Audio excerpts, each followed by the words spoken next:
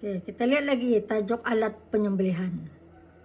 Syarat alat penyembelihan di sana nomor 1, hendaklah sesuatu yang tajam dan dapat melukai seperti besi, tembaga, timah, emas, perak, batu, kayu dan buluh. Ini alat-alat yang boleh menyembelih. Yang penting mesti tajam, dapat melukai. Dia kira bendanya tu basi kah, apakah, kayu kah, buluh, yang penting tajam dan dapat melukai. Okey, kita ni lihat penerangan atau masalah yang timbul berkaitan alat penyembelihan ini. Nombor 1, kita lihat nombor 1 dulu, menggunakan tulang. Tahu tulang, artinya tulang ini biasanya binatang yang tulang-tulang yang besar-besar itulah binatang besar. Menggunakan tulang, kuku atau gigi sebagai alat penyembelihan. Apa hukumnya tu? Menyembelih menggunakan tulang, kuku, gigi. Hukumnya adalah tidak sah. Yang kedua, masalahnya jika binatang itu kena panah sedang ia terbang di udara atau berada di atas pohon, kemudian luka, lalu jatuh ke bumi dan mati. Kena panah, tapi ya gugur itu terus ke bumi. Dari gadas singgah. Dari gadas singgah ke mana-mana. Binatang itu gugur terus ke bumi. Indah lagi ada singgah di dahan lain ke, kayu lain kan ada. Maka sini halal binatang itu jika semasa jatuhnya itu tidak terkena ranting kayu. Artinya cikgu tadi indah ada singgah-singgah tu terus direct gugur. Kemudian yang ketiga, masalah ketiga, jika binatang itu mati disebabkan pisau yang tumpul yang tidak dapat dikerat.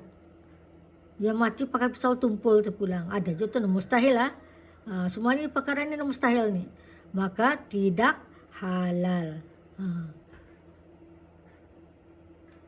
Kemudian kita lihat lagi masalah nombor 4. Jika binatang itu mati disebabkan suatu yang berat seperti tongkat. Artinya binatang ini mati disebabkan sesuatu yang berat. Ketumbangan dia apa kaya oleh tongkat ini mati dia. Artinya binatang yang lebih-lebih lah ni biasanya lah kalau ikut logik, kalau binatang besar macam kerbau nganya tongkat tumbang arahnya belum lagi bergerak tu macam dada itu. Ini binatang yang kecil-kecil lah, ayam kah, itik kah, arnab kah. Maka kalau matinya sebab itu tidak halal. Yang kelima, jika binatang itu mati disebabkan jaring atau jerat. Kita ni kan membuat perangkap. Kali mati oleh perangkap itu, maka hukumnya adalah tidak halal. Pasal belum bersembelih. Okey. Yang keenam, masalah jika binatang itu mati disebabkan anak panah beserta dengan peluru pun tidak halal.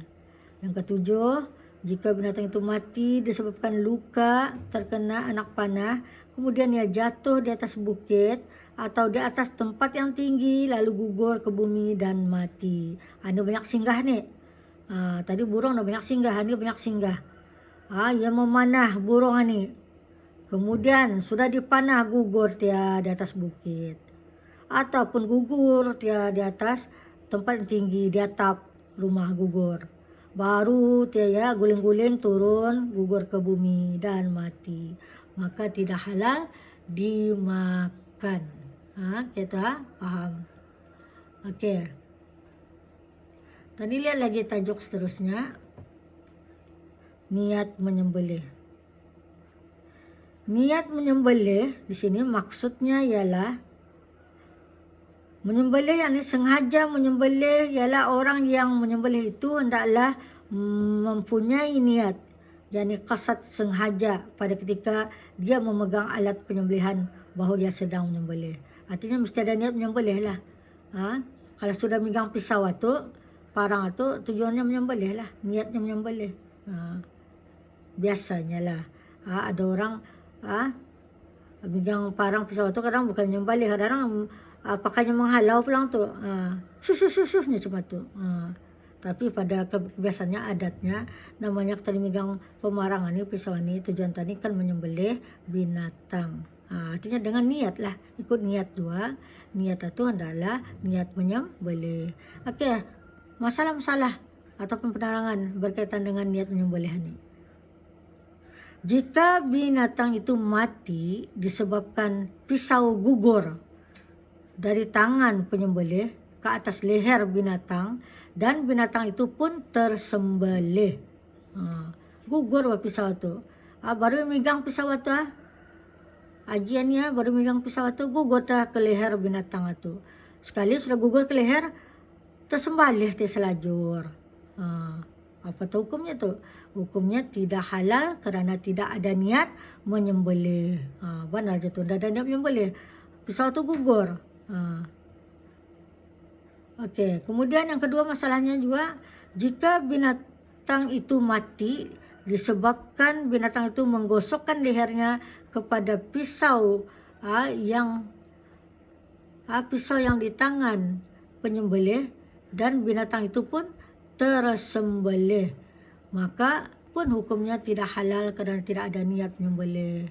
Adakah pisau itu yang dipegang oleh Aji itu tadi, di binatang atau gosok-gosok ke lehernya, tahu-tahu bunuh macam bunuh diri lah tuh, tahu-tahu tersembelih dia, maka tidak halal karena tidak ada niat penyembelihan.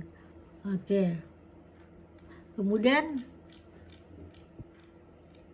tajuk akhir sekali, sunat penyembelihan. Perkara-perkara yang sunat dilakukan ketika penyembelihan. Yang pertama, menajamkan alat penyembelihan. Perkara sunatnya yang tadi nyerang dapat, kalau dilakukan dapat pahala. Tajamkan dulu penyembelihan, jangan biarkan tumpul. Kan syarat alat penyembelihan ini mesti tajam, yang dapat melukai. Yang kedua, mengucaplah bismillah. Yang ketiga, sebaiknya sunat menghadap ke kiblat lah kalau menyembelih itu. Yang keempat, menghadapkan leher binatang sembelihan ke kiblat juga. Orang yang menyembelih ke kiblat, binatang yang disembelih itu pun hadapkan ke kiblat. Yang kelima, menyembelih pada leher sebelah bawah bagi binatang yang panjang lehernya agar segera mati. Kalau binatang yang panjang leher itu macam ayam panjang lehernya ditarik, nampak sudah lehernya panjang, kemudian tadi sembelihlah bahagian bawahnya. Bawahnya supaya cepat mati. Ya ada halkum, lalu napas dan maris itu tempat makan. Kemudian yang keenam, menyembelih pada leher sebelah atas bagi binatang yang pendek lehernya. Yang leher pendek sebelah atas, yang panjang sebelah bawah. Dan yang ketujuh, memutuskan kedua urat wadaj. Apa wadaj ini kan? Tuh nah, lihat lampu sana tuh. Urat wadaj ialah kedua urat pada kanan dan kiri leher menuruti halkum. Itu namanya memutuskan dua urat wadaj. Urat leher ini banyak. Urat tempat nafas, urat tempat lalu makan. Ini urat wadaj ini di kiri dan kanan leher hampir halkum itu. Halkum itu tengah-tengah, kiri kanannya itu urat wadaj namanya. Dan yang ke-8, pembisan mengucap salawat kepada Nabi. Allahumma sholli ala Sayyidina Muhammad. Masa kita ini kan menyembelih. Itulah tajuk terakhir kita ini dalam bab penyembelihan, yaitu sunat menyembelih. Sampai sana dulu. Wallahu a'lam bishawab.